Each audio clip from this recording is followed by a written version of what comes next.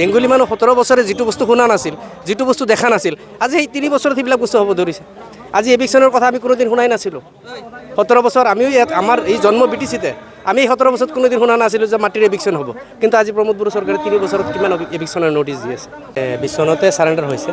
হোৱাৰ পিছত মই আজি 4 মাহ আগতে BPF দলত জইন কৰিছোঁ। মই ভেৰগাঁও জিলাৰ সাধাৰণ সম্পাদক আৰু আজি আমাৰ তামুলপুৰ জিলাৰ পৰা 9জনকৈ আমাৰ NLFBৰ সদস্যই BPF দলত জইন কৰিছে। BPF দলৰ হাগ্ৰামা মহিলাৰীক আকৌ নতুনকৈ আমাৰ চৰকাৰত আনিবৰ কাৰণে আমাৰ ল'ৰাখিনি আজি BPF দলত যোগদান কৰিছে। আপোনালোকে BPF দলত যোগদান হৈ পেলাই মানে কেনেকুৱা কাম কৰি যাব আৰু কেনেকুৱা উন্নতি হ'ব বুলি ভাবে?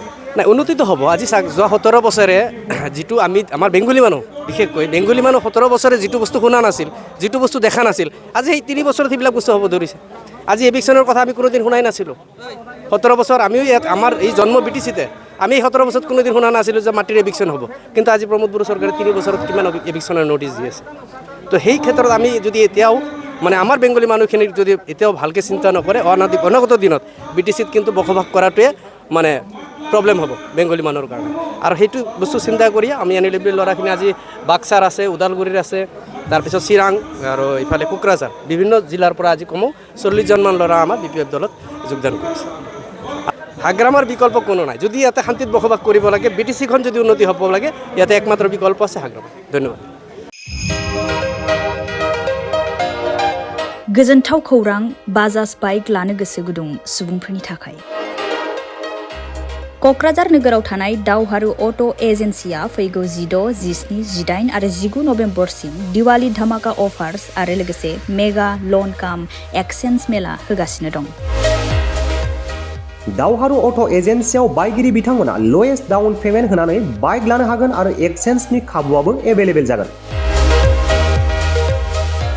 नोंथांमोना क'क्राझार नोगोराव थानाय दावहारु अट' एजेन्सि श'रुमजों लोगोसे कारिगाव फेस्टिभ आउटलेट, दतमा फेस्टिभ आउटलेट आरो भटगाव फेस्टिभ आउटलेट ब्रान्च श'रुमावबो होबाय थानाय दिवाली धामाका अफार्स आरो लोगोसे मेगा लन काम एक्सचेन्ज मेलायाव फैनानै नोंथांनि लुबैनाय बाजाजनि बाइकफोरखौ गोसोबादि लाफैनो हागोन। बाजाजनि बाइक सालायनो मोजां मोनग्रा रायजो राजाफोरनि थाखाय दावहारु अट' एजेन्सि श'रुमा लोगोसे मोजां अफारफोरबो लाबोदों। बेफोरनो जाबाय free assured gift, free seat cover, 5 litre petrol free, गंनै helmet free, 12 times free washing coupon आरो बाइक बायगिरिफोरनो बाइकखौ मोजाङै साखोन सिखोन लाखिनो थाखाय 12 टाइम्स फ्री वाशिं कुपनबो हरनाय जागोन। आबुङै मिथिना लाबावनो थाखाय 60000399 187 88 220 18193 जानबुं नम्बराव खौरां लाहरनो हागोन।